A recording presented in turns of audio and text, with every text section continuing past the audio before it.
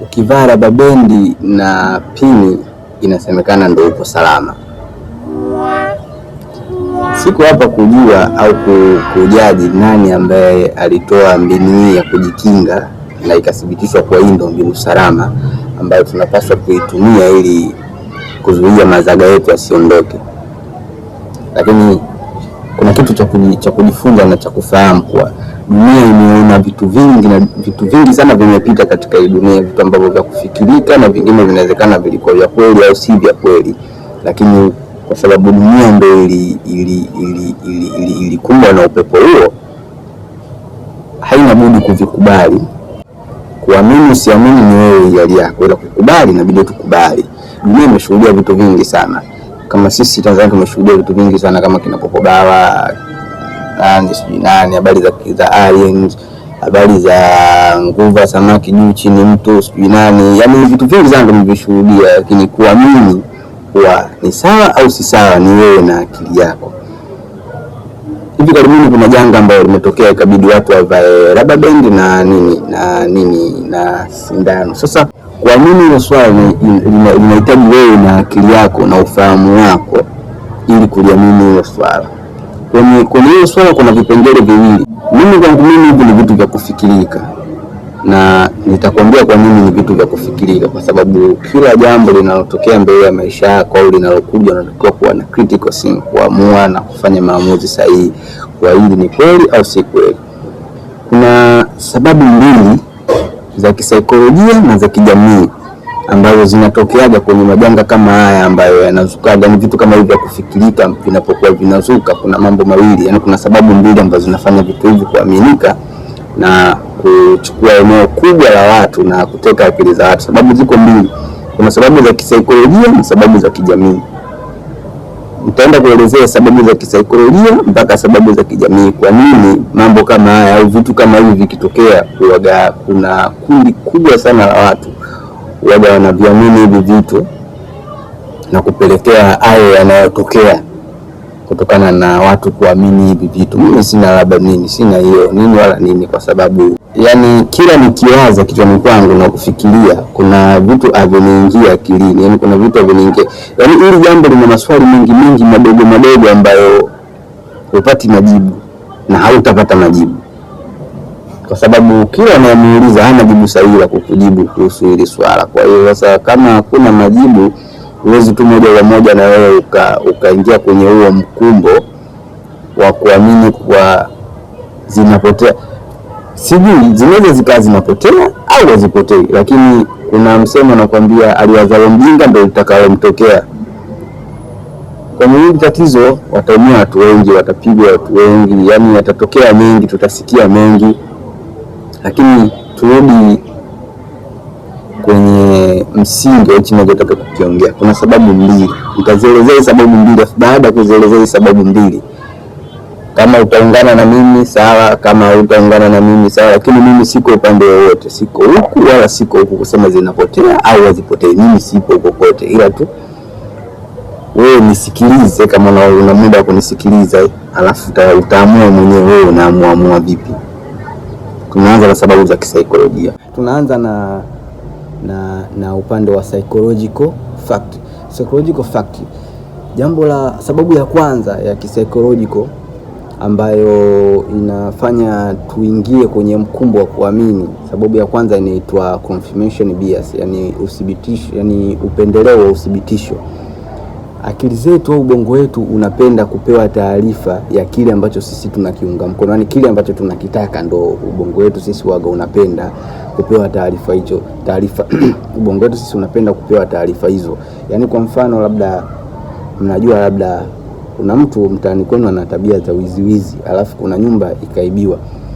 Katika kufuatilia labda mtu tu akaamua tu kusema tunahisi atakuwa Juma. Akili yako inapokea kwa haraka na wewe na kusema kweli ni Juma, kwa sababu Juma tayari alikuwa ana hizo tabia za wizi. Kwa hiyo ubongo wetu waga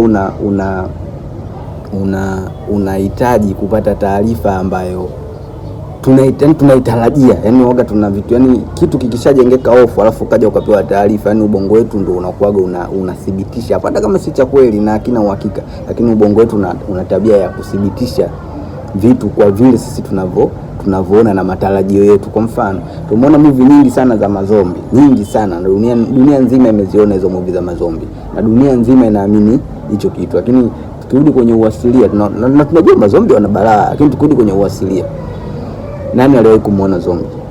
Au mazombi wapo, lakini tunaamini kuwa kuna vitu vinaitwa mazombi na vinawasha moto, vina balaa kweli kweli hivyo viumbe, lakini kiuasilia ni kitu ambacho hakipo. Kwa hiyo ni akili zetu kisaikolojia zinahitaji kupokea taarifa ya kile sisi ambacho tunafanyaje, tunakuhitaji, yani taarifa ituunge mkono kwenye kile ambacho sisi tunakifikiria. Hilo ndio tatizo la kwanza la kisaikolojia ambalo linatupelekea kwenye haya matatizo ya vitu vya kufikirika kuonekana kama ni vya kweli. Okay, jambo la pili kwenye psychological factor ni urahisi wa kumbukumbu. Yani ubongo wetu unaamini kuwa kama jambo litakuwa linazungumzwa sana kama jambo litakuwa linazungumzwa sana ubongo wetu unaamini kwamba kama jambo litakuwa linazungumzwa sana na watu wengi, basi jambo hilo lazima liwe la kweli. Iwe si kweli, iwe umepata uthibitisho au hujapata uthibitisho, yani ubongo wetu yani hizo kumbukumbu, jambo likizungumziwa sana ubongo unatengeneza kuwa hili jambo ni la kweli hata kama si la kweli. Sababu ya tatu au jambo la tatu la kisaikolojia ni kwamba ubongo wetu huwa unahitaji majibu. Ubongo wetu unahitaji majibu. Linapotokea janga lolote au linapotokea tatizo lolote, ubongo wetu unakuwa unatengeneza maswali mengi sana kuhusu hicho kitu. Kwa hiyo kinachotokea, tunakuwa tuna hofu na maswali mengi kichwani kwetu. Kwa hiyo inapokuja story yoyote kuhusu jambo hilo au hadithi yoyote tu kuhusu jambo hilo, waga tunaipokea moja kwa moja na kufanya ndio jibu letu, hata kama hatuna uthibitisho, kwa sababu ubongo wetu unahitaji, yani tunakuwa watu fulani ambao tunaishi na wasiwasi. Ili kuondoa ule wasiwasi, tunaweza kupokea story yoyote kuhusu hicho kitu na tukaiweka kichwani na tukaishi nao, tukaona huo ndio ukweli pasipo hata kutaka uthibitisho, kwa sababu ubongo wetu haupendi kukaa na vitu ambavyo hatuvijui. Yani hiyo ndio ilivyo. Yani ubongo, yani ukiwa kuna jambo linaendelea afu ulifahamu, kwa namna yoyote tu utatengeneza majibu yako na unayojua wewe, ili mradi tu ujilizishe kuwa hakuna kitu ambacho kinakutatiza. Okay, sababu nyingine ya kisaikolojia ni kwamba athari ya ukweli wa udanganyifu. Yani unadanganywa kitu kuwa hichi ndio kweli, yani unaambiwa kitu hichi kuwa ndio kweli, lakini aliyakuwa ni uongo. Sasa utafiti unaonyesha kuwa uongo ukirudiwa mara nyingi, ubongo wetu unaona kuwa huo ndio ukweli. Yani unajenga ukilijenga yani ukiliongelea jambo, yani jambo ukiona lisikia jambo moja, yani au story moja mara nyingi, ubongo wetu kwa unaamini huo ndio ukweli, na ikishaamini inajenga imani. Ikishajenga imani ndo mnaingia huko, mnajikuta wote mko huko kwenye hilo swala. Kwa hiyo ikishatengenezwa story na story hiyo ikasikika mara nyingi, ikasikika huko, ikasikika huko, ikasikika kule, ubongo wetu unaamini, unaingia kwenye imani. Tukishaamini kuisha habari. Hizo ndo sababu za kisaikolojia ambazo zinafanya mambo ya kufikirika kupata nguvu sana kwenye huu ulimwengu kwa sasa hivi. Sasa tunakuja sababu za kijamii, yani social factor. Social factor, kuna jambo la kwanza linaitwa social proof, yani uthibitisho wa kijamii. Uthibitisho wa kijamii uko vipi? Kwenye jamii tunazoishi tupo watu wengi sana, tunaishi watu wengi sana. Sasa ikitokea watu 10 wakaliamini jambo, yani watu 10 wakaliamini jambo kuwa jambo hili niliko hivi, ni ngumu sana kwa mtu wa 11 kuja kupinga. Ni ngumu sana kwa mtu wa 11 kuja kupinga, kwa sababu akili zetu, yani kijamii, hata kama kitu ukiamini, lakini wakiwa wengi wakishakiamini, inabidi na wewe ufate mkumbo ili usionekane mjinga, ili usionekane hujui chochote kinachoendelea. Kwa hiyo inakubidi na wewe tu ufate mkumbo vile wanavyoamini wao na wewe uamini. Okay, sababu nyingine ya kijamii ya watu kuamini vitu ambavyo vipo au havipo ni imani za pamoja, yani collective imani za pamoja, yani collective consequence. Utajua yenyewe na Kiingereza chenu. Kichwani unakiongea vizuri, mdomoni sasa ndo mtihani unapoanzia. Yani kiufupi, hii jamii yetu ina tamaduni zake, ina imani zake. Sasa yanapokujaga kuzuka haya mambo ambayo labda yanahusisha vitu vya ajabu ajabu, viumbe vya ajabu, labda uchawi, yani inakuwa ni kama vinakuja kutia mbolea. Yani inakuwa kama imani na tamaduni zetu tayari zishatia mbolea. Kwa hiyo hivi vitu vinapokuja, hizi mambo sijui nini, sijui vitu gani vya kuzuka vinakuja kama kuota, yani tayari vinakuta mbolea, kwa sababu kwenye tamaduni zetu tunaambiwa vitu vingi, mambo ya mizimu na nini. Kwenye dini tunaambiwa vitu vingi, mambo ya uchawi na vitu vingine. Sasa kinapokuja kuzuka kitu fulani cha ajabu, kwa hiyo inakuwa ni rahisi sisi kukipokea na kukiamini, kwa sababu tayari tulishavisomaga na kufundishwa. Kwa hiyo kwenye sababu za kijamii, hii imani za pamoja pia ni kitu ambacho kinasababisha watu kuamini vitu vya kufikirika pasipokuwa na uhakika na vitu hivyo. Okay, sababu nyingine ya kijamii ni nguvu ya mamlaka, authority bias. Yani nguvu ya mamlaka kivipi? Jambo lolote la kufikirika linapokuwa limeanzishwa na mtu mkubwa ambaye anaaminika, au likiungwa mkono na mtu mkubwa ambaye anaaminika, inakuwa ni rahisi sana kwa watu wengine wa chini katika jamii na wenyewe kuliamini kwa haraka pasipo kuhoji chochote. Kwa hiyo hivi vitu, yani mamlaka kubwa zikiunga mkono, kuunga mkono kivipi? Kivyovyote, yani kwa kuamini tu, sio mpaka waseme yani wakiamini tu kwa hichi kitu kipo, basi jamii yote iko nyuma na yenyewe inaamini kwa hichi kitu kipo pasipo kuhoji kitu chochote. Yani wanaungana na wao kwa sababu wao ndio wenye mamlaka, wanaaminiwa. Sababu nyingine ya kijamii ni mtandao. Mtandao umekuwa ni sehemu fulani ambayo inakuza mambo au inapambisha vitu. Kwa mfano leo hii inaweza likazuka jambo ukaona, kwa sababu mitandao imetufanya kama imetusogeza karibu. Mtu anaweza kawa Mwanza akaposti kitu kakiona au yani popote pale.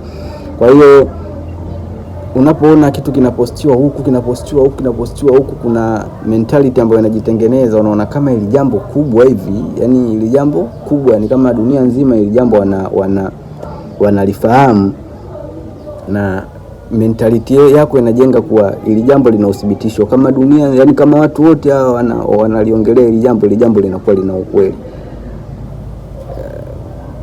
Lakini uthibitishaji wa jambo ni wewe mwenyewe binafsi, uwe na uhakika, ujihakikishie kwa hili jambo ni sawa au si sawa.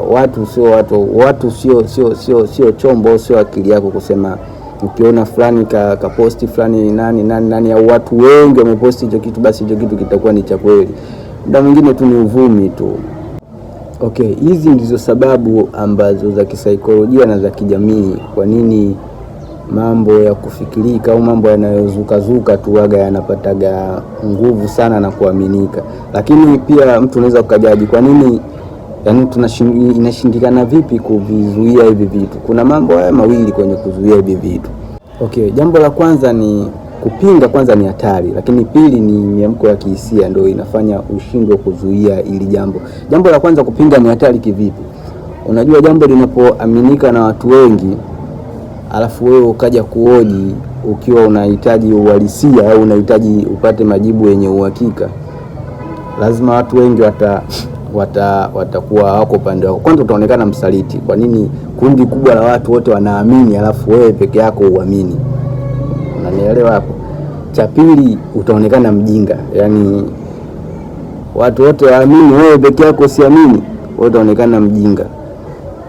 Kitu cha tatu, jambo la tatu, unaweza ukaonekana na wewe ni mshiriki wa moja kwa moja kwenye hilo swala. Kama ni swala la kishirikina, ukiwa wewe unapinga, watu wanaweza kuona na wewe unashirikiana na hao washirikina, lakini kumbe ni tofauti tu.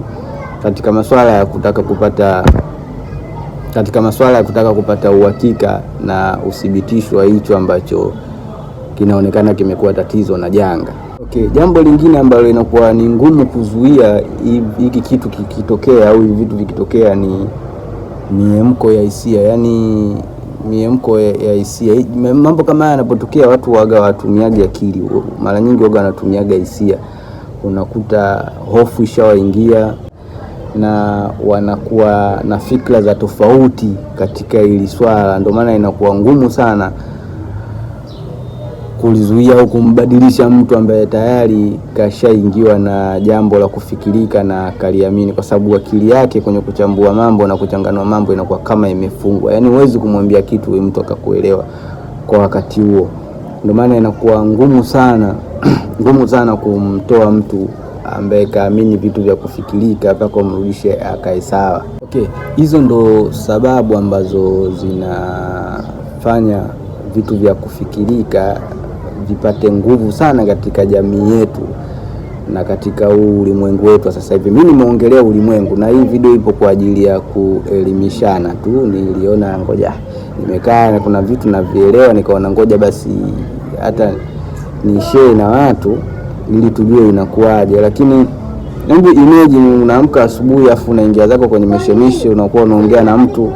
Okay, ni mambo tu ambayo yanachangia au yanasababisha vitu vinavyozuka kupata nguvu na kuaminika katika jamii tunayoishi sasa hivi. Lakini hebu ujiulize swali, kwa inakuwaje unaamka asubuhi unaenda kwenye mizunguko yako alafu unakutana na mtu tu unakuwa unaongea naye afu kamgusa bahati mbaya, alafu ukashangaa watu wanaanza kukuataki kwa umechukua nyeti zake, ikiwa hujui hata hilo jambo linafanyika vipi, linaenda vipi, yani wakakuataki na kuanza kukushambulia.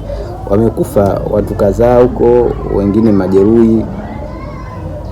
Inawezekana ikawa kweli au inawezekana isiwe kweli, lakini hili jambo sio zuri kwa sababu ni vitu fulani vya kufikirika na vya kuzania tu, lakini vinachukua maisha ya watu, lakini pia vinaleta maafa kwa namna moja au nyingine na kuzua taharuki. Lakini ukija kugundua kwenye hili jambo, kuna watu wengi sana ambao wanafuata mkumbo ikiwa waelewi ni nini kinaendelea. Yaani watu wanafuata mkumbo kupiga watu, wanafuata mkumbo kwenye vitu vingi ikiwa waelewi nini kinaendelea. Na usichokijua kuwa unavompiga mtu leo mwenzio, kuwa unamtuhumu kafanya hicho kitendo, inawezekana kesho au muda kadhaa mbele ukapigwa na wewe, kwa sababu kila mtu anamuhisi mwenzie tofauti. Yani hakuna mtu anayesema huyu atakuwa safe. Yani kila mtu anamuhisi mwenzie tofauti. Mtu akikugusa tunaona tayari mtu na hofu wenge. Yani kama watu wamepatwa na trauma fulani hivi, yani hofu wenge. Mimi nadhani tujaribu kufikiria, yani tujaribu kutumia akili zetu kufikiria. Japo wewe unaweza ukaniona mimi mjinga, ukaona wewe unavyotaka wewe kuona, lakini ukituliza kichwa na kufikiria utagundua vitu vingi sana, na utagundua kuna namna ambayo inabidi tubehave ili kuendana na haya matukio ambayo yanajiri. Vishakuja vitu vingi, vishakuja popo bawa nini, vishakuja vitu vingi ambavyo vilipita. Kwa hiyo hata hivi vingine vya kutuliza akili tu na kuvielewa, kutuliza akili tu na kuvielewa navyo vitapita tu.